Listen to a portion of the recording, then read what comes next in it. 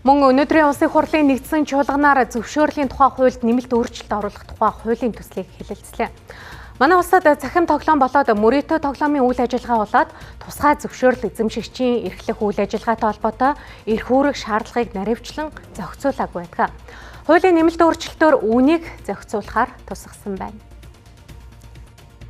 Зөвшөөрлийн тухай хуульд төлбөр таавар бооцоо тоглоомын үйл ажиллагаа эрхлэхийг хориглохоор заасан байна.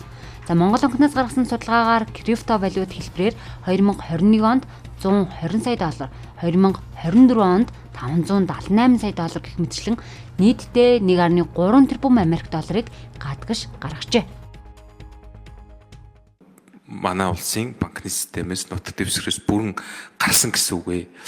За тэр гарсан гадаад урсгалыг авч үзэх юм бол 55% нь бол Лихтенштейн, 26% нь Америк нэгдсэн улс, 16% нь бол Сингапур улс руу бол гаргасан байгаа.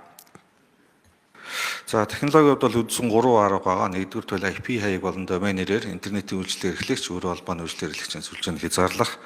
За хоёрдугаарт бол танин баталгаа ажуулах, за данс сэнгэлэлт хийхэд нэг удаагийн OTP SMS кодыг бол өрн телефон операторын сүлжээнд бол хязгаарлалтуудыг хийн. За мөн татаж авах боломжуудыг бол Монгол Улсаас хандах хандлтын домен нэрээр бол хязгаарлах арга хэмжээ бүрэн боломжтой. За VPN технологийн хувьд бол яг VPN технологиг ашиглаад хязгаарлалт их технологийн боломж л одоогоор байхгүй байна. Сүүлийн 3 жилийн хугацаанд мөрөөдөд тоглоом зохион байгуулах зүйл ангиар 669 хэрэгт мөрдөн шалах ажиллагаа явуулж 200 хэргийг шүүхэд шилжүүлжээ. За Монгол улсад давхарсан тоогоор сүүлийн 3 жилийн хугацаанд хууль бус мөрөөдөд тоглоомын 350-аас 450 орчим сайт үйл ажиллагаагаа идэвхтэй явуулж байна. Ингээд захимаар мөрөөдөд тоглоом болон бусад төрлийн бооцоо тоглоом эрхэлдэг сайтуудыг хаалаа гэдэгч хэсэг хугацааны дараа нэгдсэн байдгийг гишүүд онцоллоо.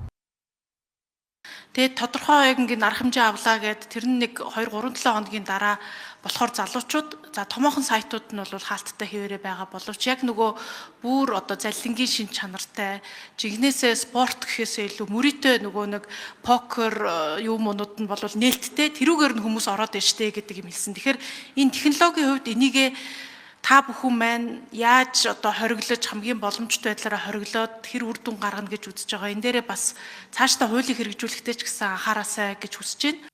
Ингээд тухайн хуулийн төслийг эцэслэн батлах бэлтгэл ажлыг хангуулахаар шилжүүллээ.